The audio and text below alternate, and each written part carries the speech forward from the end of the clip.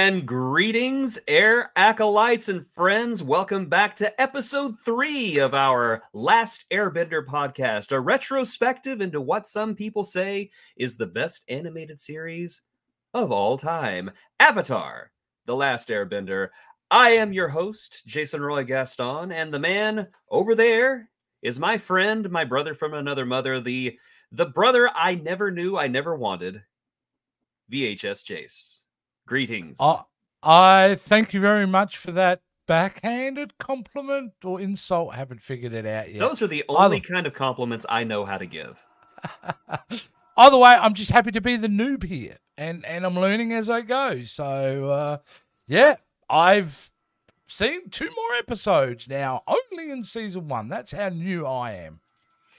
Well, let's get on with this because nobody wants to hear us go back and forth, even though we are very witty and funny. Let's talk about episode 5, The King of Omashu. So, The King of Omashu sets into motion many things that pays out at the end of the series. But let's not talk about that. Let's talk about things of cabbages and kings. First of all, the gang, and again, that is G-A-A-N-G, the gang arrive at the Earth Kingdom Fortress, Kingdom, Castle, Hilltop of Omashu.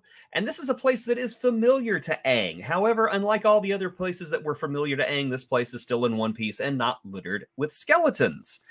He has fond memories of coming to this place. He had an old friend who lived in the Earth Kingdom. They used to use the delivery slides to slide around. And Aang, basically, the tourist who I love, wants to come back and do it again. However, the guards are not too keen on this, and they are not letting people in. And they actually rough up Cabbage Guy. Your first episode with Cabbage Guy. Cabbage Guy is a recurring character. He might be a god. We're not sure. I like to think he is because he always seems to be around. But to get into the Kingdom of Omashu, Aang has to put on a disguise because he doesn't want anybody to know he's the Airbender or he's the Avatar. And so he dresses up as Albert Einstein.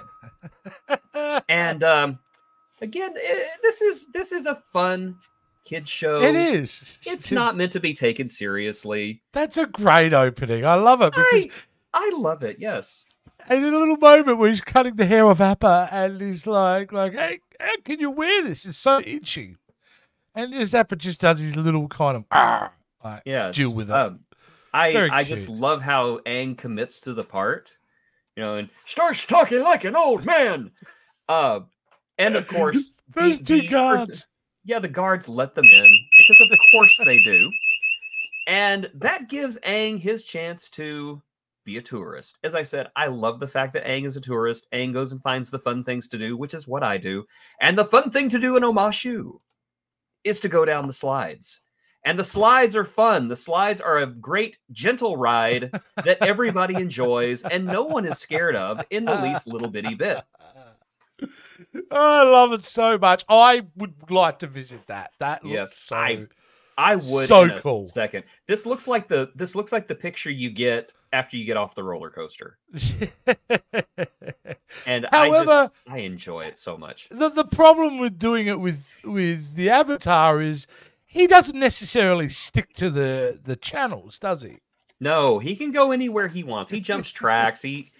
But in his defense, if he had not have done that, they would have died a very grisly death. That probably would have, True. If that news made it back to Zuko, Zuko would have been very upset. The Avatar did what? He died doing what? Can I just say early on? All right, let's go wipe out the waterbenders then. I know it's only episode 5, but can I just have a quick shout out for just making every environment they go to so individually unique, yet feel part of the same world? It just ticks off for that because every environment we go to seems to have its own character. It's like a character itself within the show, each kind of land we visit. I just think so far early on, they do a really magic job of that. They nail culture in this show. The earthbenders, the firebenders, and the waterbenders all have their unique cultures, and they're all based off of cultures that we have here on Earth. You know, the earthbenders are kind of based on South Asian culture, and the waterbenders are based on northern indigenous, and the airbenders, I guess you could say that they are kind of the Asian influence, and of course the firebenders are, you know, they're just jerks, I guess. I don't know who they base the firebenders on. The Huns, Europe. maybe? Europe. Yeah, sure. They're Europe. They're Europe. So the slide, which I'm sorry, I got to show this again. The slide ride goes horribly wrong, and once again, they destroy the cabbage cart. Poor Cabbage Man. Omnipotent, always around Cabbage Man, observing. However, Cabbage Man doesn't take it lying down, I will say. No, he does not. He does not. But is he a watcher? That's what I think. I think he's some kind of godly watcher there to push the plot forward. He demands that they be arrested, and they are taken to stand before the King of Omashu, who is this very crazy-eyed old man with an amazing hat that I just absolutely love. Is that his hair, or are they feathers? Who knows? Maybe he stole some of Appa's hair. Look, I know he's nuts, but he seems genuinely, early on, quite accommodating to them. He's not, you know. So much of this character reminds me of Monty Python. Just hearing Terry Gilliam do the, you know, spam, eggs and spam. I don't think that was Terry Gilliam. I don't know. But no, that's who, every time I hear him talk, I imagine one of the Pythons playing the part in real life. You know, take him to the chamber. Which chamber? The new chamber. The bad chamber or the good chamber? The good chamber we recently renovated. Yes, great. Great little moment. Just incredible moments like that. So yes, they encounter the King of Omashu, who is a little cray-cray, but that's okay because he's fun. But he's also very smart. He's not the senile old man that they believe he is, because he tricks Aang into revealing that he is an airbender and therefore the Avatar. And because of this, he tells Aang, you're going to face 3 deadly challenges. And speaking of a deadly challenge, I have a deadly challenge climbing my leg right now. Hello, Murder Bean. Yeah, we definitely get the Odyssey part of it, like having to go through trials, don't we? Yes. There is a lot of Odyssey parallels here. Well, I love all these challenges. I should say Hercules parallels, because you pretend to be literate, but you're really not. No. But yeah, we'll get to those here in just a minute. But he is challenged to 3 deadly challenges, and they are thrown into the newly refurbished chamber that used to be bad. They shove Momo through an air vent so it can go fetch Appa, but nothing ever comes of that storyline. Absolutely nothing comes of it. Not at all. They shove Momo into a pipe, and that's really the last you see him until the end. Momo doesn't do anything. I think he just hung out in the pipe all day. Momo gets his moment later on in the next episode. He gets his moment. So in the middle of the night, while Aang is sleeping, he wakens and he discovers that Sokka and Katara have been taken by the King of Omashu, who tells him, you know what, get him back after you do these challenges, and to ensure that he does these challenges correctly and that he doesn't try to get out of it, he gives Aang and Katara rings, and these rings are made out of creeping crystals. And the creeping crystals does what creeping crystals do. They do what creeping crystals did to Kira Nerys in Deep Space Nine. So somebody on this writing staff is a Star Trek. Kids. Yes, somebody on this writing staff is a Star Trek fan. That's all I can say. That's what you're going to say. Yeah, okay. Yes, but that's okay. You know what? If you're going to steal from the best. So we've got a... I like how they've set this up, because there is a ticking clock. There is a threat, but at the same time, Sokka and Katara are fine, and they're there the entire time. So even though there is a threat, it's not a horrible threat. And you kind of get the idea that everything's going to be okay no matter what happens. The first test, of course, is the all-important, what do you think of my outfit? Yes. And no, that wasn't a real test, though, was it? Well, he said it that was. I don't know. He started off, he goes, yeah, that's not the real, we'll get into it. But it was a good outfit. It was a good outfit. You know what? If I had that, I would wear it all the time and I'd never take it off. Same thing for this hat. I would wear this hat all the time because that hat's amazing. It's like a longhorn, only it's wispier. Yeah, it's very Loki-esque. Yes. J.R. Ewing would wear that on Dallas if you gave him the chance, and I stand by that. Yeah, but he wouldn't make it by the end of the season. Well, somebody would shoot the hat. And then one of the other characters would wake up a year later and go, it was all a dream. It was all a dream, yes. I had the hat the entire time. All right, so the first challenge. Such an old reference. I know, all these kids are just like, what are they talking about? What is wrong with these old men? The first challenge is the waterfall challenge. Aang love these. It's lovely. I love them. Very smart. Yes, Aang must grab the king's key to his lunchbox. Again, the king is crazy, and I love that. And Aang, oh, look how blurry I went. Ooh, yeah, wow, look at that. Well, that's what happens when you insult the king. Well, yes. That's what happens. Wow, that is just terrible. Okay, so I'm here in drunk vision.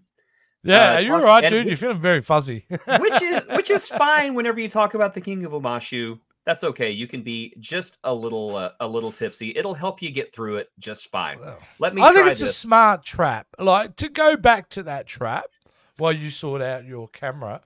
It's a really smart trap to have that water coming down. It's set up to do the obvious thing, but it isn't. Oh, now you're in focus. Come forward. You're in focus. Yay! You got All that. right. You got we that. have sobered. Yes, I enjoyed this. This does seem like it's right out of the Trials of Hercules. Not the Odyssey. Hercules. Sorry, I was thinking of Young Hercules. I was thinking of the Adventures of Young Hercules. Greatest TV show ever made. That was a pretty good TV show. Introduced us to a young Ryan Gosling, by the way. Yes. He wasn't afraid of bleaching his hair even back then. No, he was not. But he's even on the Mickey Mouse Club, he wasn't afraid of bleaching his hair. We remember, either way, Ryan, yes, the Trials of Hercules, yes. I am getting old and senile and years of abuse, mental abuse to myself. But I know. I'm sorry. I abuse you. It's okay. Yep. You invite abuse and be impolite not to accept it. So, to get the key, Aang cannot climb up the waterfall because the current is too strong. So he tries a bunch of different things. Eventually, he takes a stalagmite, not a stalactite, because they hang on the ceiling. The stalagmites are on the bottom. There you go. All the way. Teacher all the way. The stalactites hang tight to the ceiling, and the stalagmites might reach the ceiling if they're old enough. That's a cool way to remember. You're welcome, because now you know the difference. He tosses the stalactite, and it anchors itself into the wall right above the king's head, and there's the key. Aang has passed the first challenge, but now he has to find Flopsy, the king's beloved pet. Flopsy is in a pit, and Aang has to dodge this horrible creature to get Flopsy. Okay, first of all, tell me you weren't getting Moopsy vibes. Oh, totally getting Moopsy vibes. Moopsy. Moopsy. I was getting Moopsy vibes. I'm getting that. I'm getting the Holy Grail vibes with the bunny. Yes, I was waiting for that thing to start ripping things to shreds. Again, I think that this episode took great inspiration from Monty Python. I really do. I could almost hear this. Every single woman in the kingdom almost talking like this. Which I'm cool with. Yeah. Like I said, if you're gonna steal from the best. Or at least, pay tribute to the best. And honestly, that little trial that he goes through, the one we're just talking about, ends very Monty Python-esque. It does, because Moopsy was not the cute little bunny. Moopsy was this gigantic... Oh, that looks almost obscene, doesn't it? He's getting a belly rub. He likes it whenever I rub him like this. Oh, look at the lipstick. So great moment, though. The reason I got that screen capture is just because... you find out, okay, it's the big guy, and just immediately, like, reminds you of a cat or a dog, which just comes over and just flops on his back straight away. Well, I loved it. Flopsy. And I love the king just straight away. Oh, you love you, into it immediately. You know Very what? good. If I had a pet that big, okay, listen. I wish that 10,000 years ago humans domesticated bears. Because we have dogs, we have cats, that's fine. We could be laying in bed with a gigantic, warm, fluffy bear right now. And ride it to work. And just cuddling up next to a gigantic bear. But that's, whatever. Thanks, ancestors, for everything you did. I think that was probably attempted, but people weren't taking the job. It was just very hard to recruit for that role. Maybe training the bears. I don't know. Maybe they had a bear trainer, and then the bear trainer disappeared one day. And where is Ugg? They're going through bear trainers like every day. Bear trainer needed. Bad salary. No benefits. No benefits at all. High mortality. Okay, speaking of high mortality, the final quest is that Aang must defeat an earthbending master. And he's told, you have to pick anyone in this room to defeat. And Aang, who has learned throughout these challenges to think outside the box, looks at the frail old Earth King and says, I choose you. But the Earth King is stacked. And he is... I will destroy you, little man. Oh, yeah. He's been pumping iron for a while. Gosh, I have a new respect for this man. And I'm having feelings, and they are disturbing. I'm just saying that much. Oh, okay. Let's change the image quickly. Yes, let's change the image. Oh, yeah. My. Can we say, though, it's a very long, actually, back and forward battle that they have.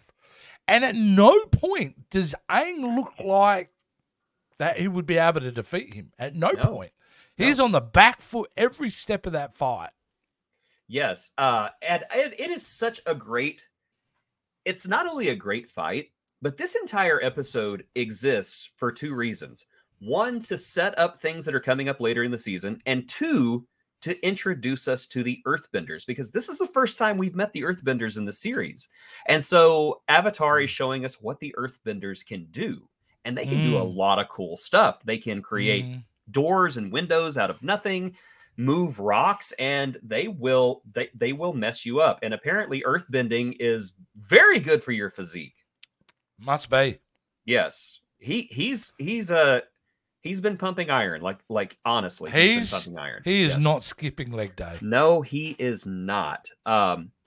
So the King of Omashu and Aang engage in this incredibly entertaining fight, all while Katara and Sokka are, they're forced to watch at this point. There is a stalemate at the end. Both of them lose, both of them win. And so the King of Omashu, no definitive winner. It was fun. I love how it looked like Aang won at first, but then you look up and the king has this gigantic boulder over both of them. Like, try it, go ahead. I don't know why the King of Omashu suddenly sounds like Doofenshmirtz from Phineas and Ferb. I will crush you with my Rockinator. Penny the Platypus. Wow. Okay, that's a reference. It is. I'm sorry. That's also one of the greatest animated series ever made. But anyway, the king offers Aang one final challenge. What is my name? And Aang thinks about all the challenges that he went through, and he comes to one conclusion that someone once told him 100 years ago. You have to think outside the box. And he realizes that the Earth King, the disturbingly hot Earth King, is his old friend Boomy from 100 years ago. And the King of Omashu is his friend. They have a wonderful reunion. And a great moment. They cap it off by going on a ride down the slide. And that was a great little moment. Absolutely delightful, fun episode. So the king who's been a king, though, has he been training all that time in preparation that one day that the Avatar would return? Has he been prepping the whole time for his return? Spoilers. Oh, okay. Well, let's not answer that. Then. I don't. I will say this. I will say this. He was not expecting the Avatar to return, but he has other reasons because we have not seen the end of the. We have not seen the last of the King of Omashu. Oh, okay, great, excellent. We don't see him for a while, but we will see him again. Yes. Okay, cool. It's the end credits of the episode. You know, the King of Omashu will return, and I will also say it's not a huge spoiler. But later in life, whenever Aang grows up and has children of his own, his oldest child is named Boomy. Oh, okay. And Boomy is a fun character. We do see. I haven't even thought conceptually about because I am aware that there is a sequel series, but I haven't even conceptually even started thinking about what that may be. I assume that's what you're referencing when you're saying about Aang growing up. Yeah. So. Wow. So, I got a lot ahead of me. You do. You've got so much ahead of you, good and bad, because I'm doing something to you at the end of this this season. Ooh, that is honestly kind of against the Geneva Convention. But I'm going to do it to you because you have to witness it. Okay. You have to witness the outrage and the horror of what is in store for you. Everybody watching at home knows what I'm talking about. It's coming. It's coming. And I literally have no effing idea what you're talking about. It will make you very angry. Okay. So anyway, let's get to our next episode. Episode 6, Imprisoned. A complete tonal shift from the King of Omashu because we go from a very carefree, funny episode to an episode with some very heavy themes, which when you're dealing with the Earth Kingdom, it's very heavy because rocks are heavy. So we open up with the gang. They are looking for food. They're foraging. And here they're admiring Sokka's nutsack. Huh. That came out completely wrong. Yeah. But not inaccurate, right? That's no, it's not inaccurate. They're admiring the heft. They're admiring the size. They're not really looking forward to it, but you know, you got to do what you got to do to survive. At this point, he's not a great hunter, though, is he? He's really not, but he can find nuts. That's something. He may not be a great hunter, but he's a good forager, and that is important. So they are in the Earth Kingdom. Yes, they are in the Earth Kingdom still, which I think is great continuity, by the way, because you can kind of see their path. They leave the Southern Water Tribe. They go through the remains of the Southern Air Temple, and now they're going through the Earth Kingdom. If you look on the map, you can see where they're going. Oh, very cool. Yeah, no, that absolutely makes sense too, because this feels like it is literally the same. Like it's just a complete straightaway continuation of the last episode. Like we haven't missed any time. Maybe a day later. It is. So they are attracted by a sound, and they see a young earthbender doing what earthbenders do, bending the earth. This is Haru. And Haru sees them and immediately nopes away. It's like runs away. You can't catch me. You can't see me. He's gone. The gang finds a nearby village and happen to see Haru ducking into a shop.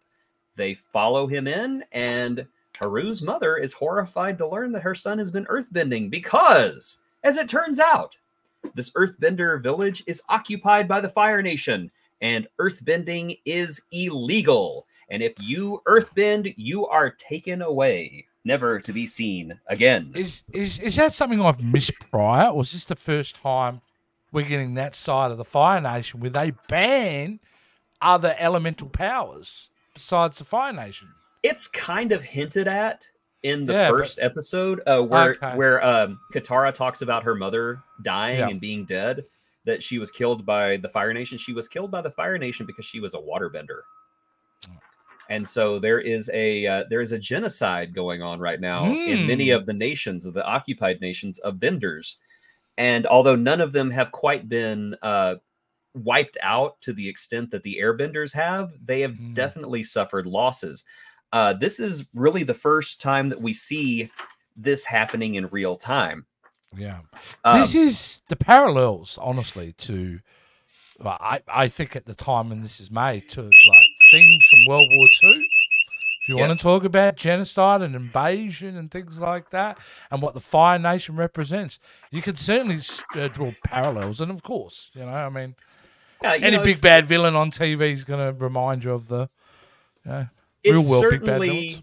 It's certainly, what's the word, softened a bit.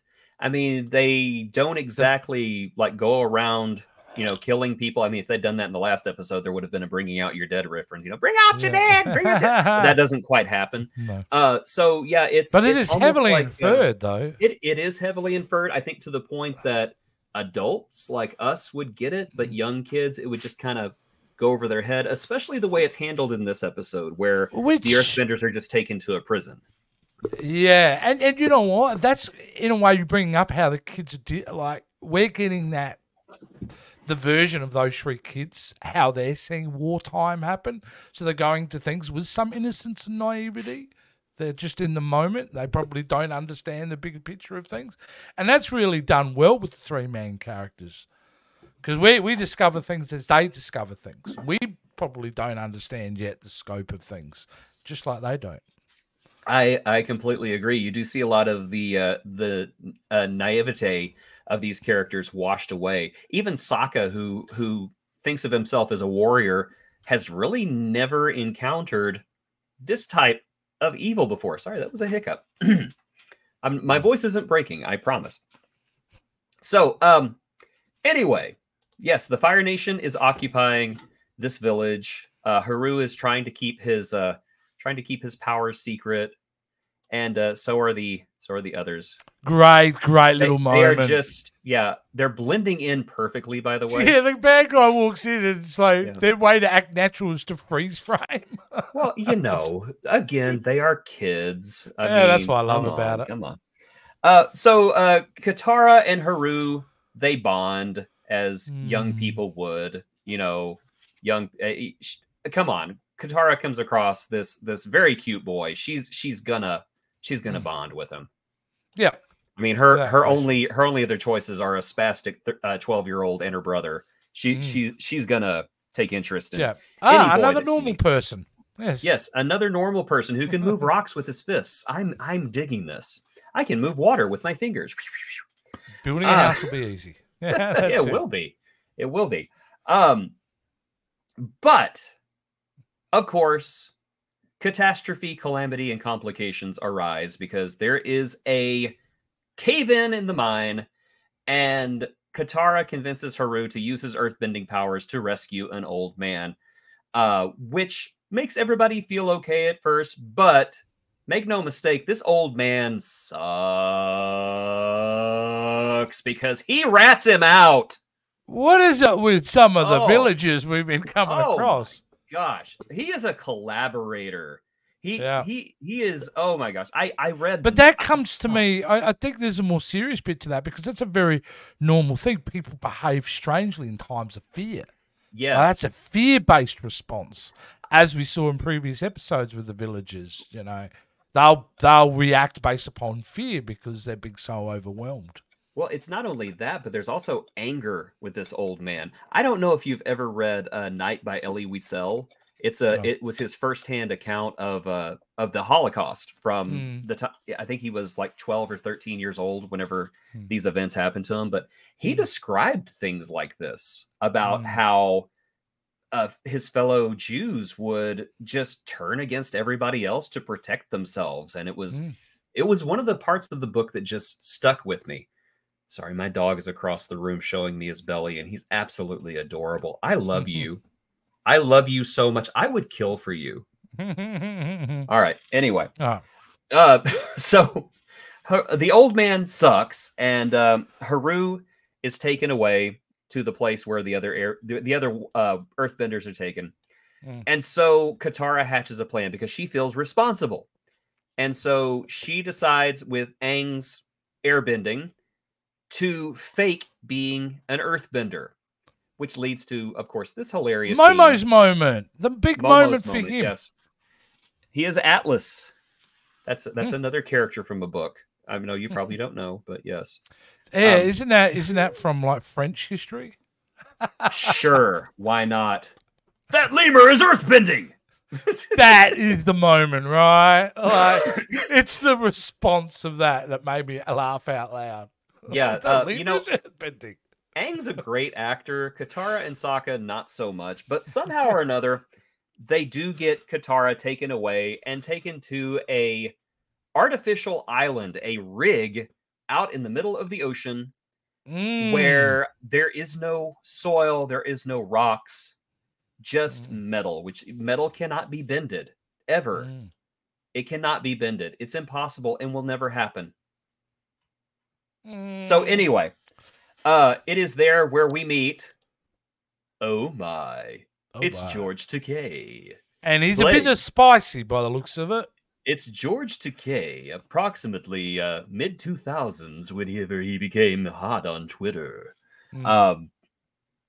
So thoroughly enjoyable, absolutely slimy. He is really so great. perfect. George Takei. Anytime I hear George Takei's voice, I just think it's George Takei. That's the name of the character. It's George Takei. Because his voice is so silky.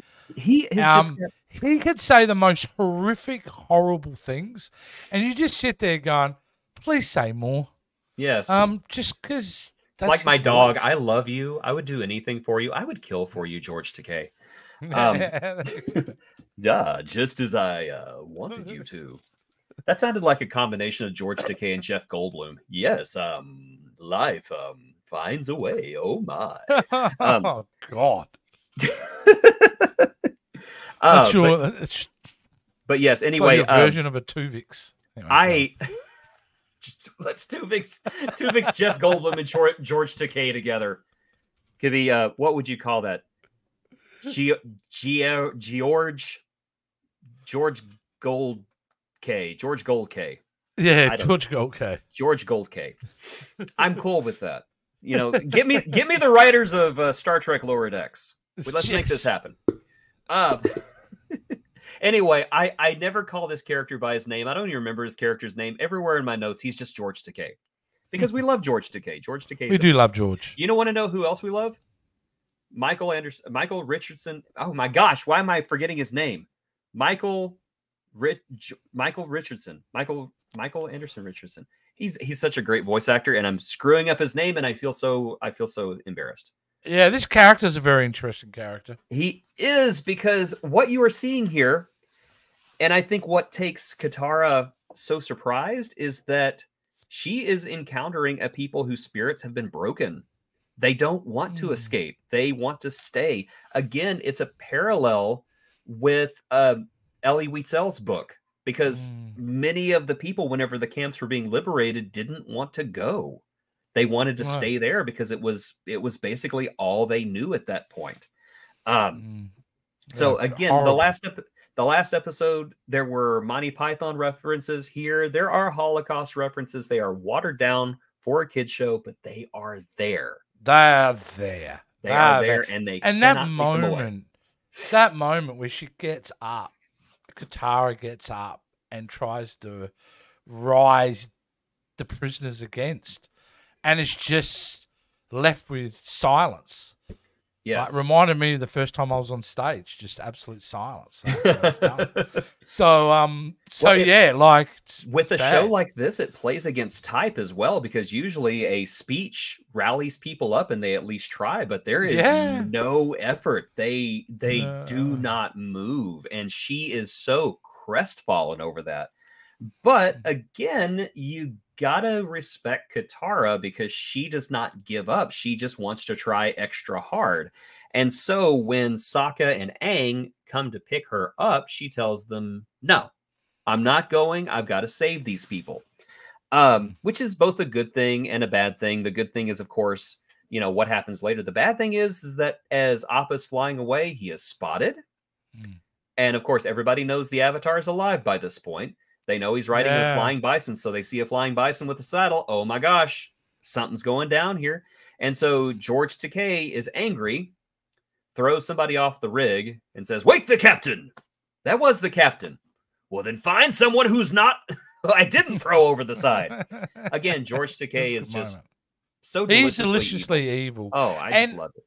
I don't know if he's one of the big bads, but he feels like he's pretty high up in the Fire Nation, right? I mean, there's always going to be somebody bigger, I would assume. Unfortunately, we never see this character again. So this is a one-off villain. Oh, was it one and done? George doesn't come back. No, unfortunately, he does not. Oh, but he makes an impression because you always remember him, and this is widely regarded as one of the best episodes of the first season. Yeah. So as they are trying to figure out what to do, Aang realizes, as they're talking about there's no soil, there's no rocks here for anything for the Earthbenders to use. Aang realizes, wait a second, there's coal here, and coal is Earth. Why don't they use this? So they come up with this plan, which I love, by the way. It's like this prison break in and out of the facility. A way to get the coal up to the surface so the Airbenders can use it. Katara is uncovered. She is cornered. It doesn't look like she's going to be able to get away, but then the coal erupts from the depths of the rig. They try once again to rally the Earthbenders, and eventually one of them, I believe it is Haru, gets the courage to chuck a hunk of coal at the Firebenders, and that is enough to rally everybody. They fight the Earthbenders. I'm sorry, they fight the Firebenders. Again, we see more of what the Earthbenders can do, which I think was very wise to do 2 Earthbender episodes back to back. And Takai is defeated. Takei goes away. I called him Takai. I'm sorry, it's Takei. Takei rhymes with gay, as George likes to say. Takei goes away. Oh no, I can't swim. And I'm assuming he drowns because we never see him again. But his voice will live on. Somebody call my agent. Call my agent. Get me another part before Bill Shatner gets it. The Earth. Are they the more... Because I'm thinking about it. You've got your, your water. You've got your Fire Nations. You've got your Earth. Earth, I think, becomes one of the more powerful ones, doesn't it? You can block water with Earth. You can funnel water. You suppose with fire, you can put out fire with dirt and Earth. Perhaps so. They do talk a little bit next season about what it takes to be an Earthbender. And if you notice, whenever the characters Earthbend, because every single one of these nations that we meet, they all have their own little style of movement. The Earthbenders are very grounded. They stomp their feet to get grounded, and they move because you have to be stubborn. You have to be stubborn as the Earth to move it, which is difficult for Aang to do because he moves with the wind. He cooperates with it. So lightweight. Yeah. So they always talk about how there's one element that the Avatar always has trouble mastering, and in his case, it's the Earth. But again, getting ahead of ourselves, we have the ending of Moana, where they all sell off into the distance. And they're going to go. The Rock's going to be in the live action of this as well. So, God. Disney, please stop. Just stop. Just stop. Give us a live action Treasure Planet, and then stop. No more. Ooh. I would see that. If you're going to remake an animated Disney film, remake the ones that need to be remade. I gotta say, I like Atlantis, The Lost Empire. I love Atlantis. I would love to see a live action Atlantis. Yeah, I would love to see really a live action Dark Crystal. You know, remake these dark Disney movies. I guarantee you the goth kids will come up to watch them. Oh, yeah. Do the Black Cauldron. Just do it. Oh, yeah. Do the Black Cauldron. Except kill the little elf guy. Like in the first scene. Just, oh, no. Grungy, crunchy, munchy. Smash. Smash. Move on. So, anyway. As one last little thing, Katara realizes that her mother's necklace is missing. She lost it in the fight. Yeah. However, not to be worried. It's been found. And I'm sure the kind man who found it will deliver it back to her I before they don't know it. understand the importance of this moment, Jason. I don't understand. I feel like there's more power to this moment than I'm recognizing, because he grabs it, it's important to him. We get the shot of him looking out as the sun is setting off the boat. There's something about that I don't know yet. There's a connection there. There is a connection there, and that connection is explored in future episodes. Oh, So, beautiful. And that ends Imprisoned, which I believe is episode 6. Yes? It was Yes. episode It was 6. episode 6. Yes. So we are 6 episodes into a 20-episode season, because this is still network cartoons. This is not streaming cartoons. We get a full 20 episodes instead of just the I miss the those customary days. 10. I do too. Yeah. But man, it takes a long time to binge. Yeah, it does. So, my friend, your thoughts on the King of Omashu and Imprisoned as a whole? Very How did strong these hit you? episodes. If I wasn't already cooked in by the first 4 episodes, it's, even if I want it out, I think it's a little too late now. I'm too invested in where it's going. So it certainly's got your hooks in. I mean, yeah, there's a lot to uncover. I still feel like I'm in the embryonic stage though, so it's hard for me to make a lot of comments because it comes from such a naive perspective, because I don't know what's coming. All I know is very likable. I love we're going to visit. The world building in this is so well done, because it's not like, all right, world building is like secondary to the plot. No, the world building is essential to the plot of this show. I really appreciate that as well. So great couple episodes. Really looking forward to the next 2 as well, because I believe that's a 2-parter. I was actually trying to look up and see what they were, but you just The called me out Winter ahead of Solstice Part 1, The Spirit World, followed by Winter Solstice Part 2, Avatar Roku. time. Oh, and you believe that's a 2-parter? Well, if it says Part 1, Part 2 would be a fair assessment for one to Okay, make. Yes. I believe that you are correct. It is a 2-parter, and honestly, I don't remember completely what it's about. It's been a while No, since I've seen I'm this not show, even but going to bother. I'm going to watch it I'm- and find out. blurring up again. Why is this happening? I don't know, man. You annoyed the King of Omashu too much I tonight. guess so. Let me. There we go. And now we're going to do the podcast and interpretive dance, as she does the whole entire episode in dance. I'm trying to earthbend. Okay. Oh. Well, I didn't earthbend, but I did airbend a little bit doing that. It did. And it's a good time to remind all the folks to please like, subscribe, follow, and comment. Oh, so you please can do. see more interpretive dance in the future. Or you'll get it whether you like it or not. So yes, great couple of episodes. I was thrilling. It was good. I can't imagine me going, nah, I'm done. There's too much going on here. There's too much going on that I need to know about. So, yeah. Yeah, I'm enjoying revisiting this, and I'm enjoying seeing it through your eyes again. I'm not blurry anymore. I enjoy seeing it through your eyes because it's like I'm enjoying it for the first time, and that is such a gift. Each time I watch it too, I'm getting this, this show is this, but then I do something else and it's like, this show is this. But after tonight, I'm convinced, I know, cut you off, this is a wartime show. This is it's a wartime show. And It is. I love that. I love that. It is great. It is great. And it only gets better. It only gets better. Just the show builds on top of itself. It definitely earns its place as what many consider to be the best animated show of all time. I don't know if I'd call it the best, but it's definitely top 3.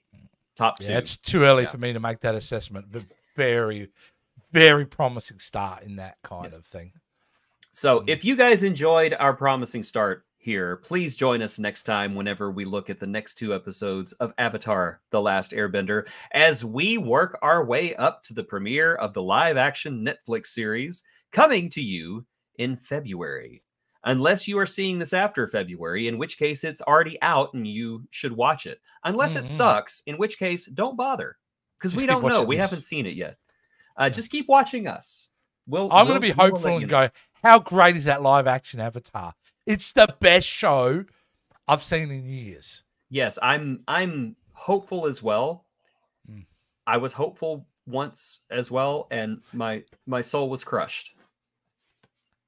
I still haven't recovered.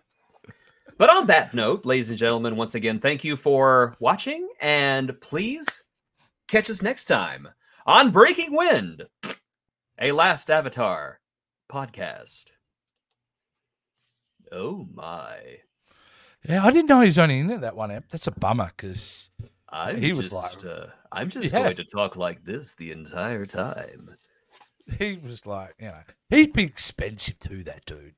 You know what? He'd be worth every penny, though. He would be, but he'd be expensive because he's that good. Silky baritone, just Yeah. I mean, he sets a guy on fire, and I'm like, but he's got such a nice voice. I know. He's. You know what? You can burn a man every once in a while as a treat, George. Just as a treat. Did I do that? You know. Smells like bacon. Oh my. Let's end it.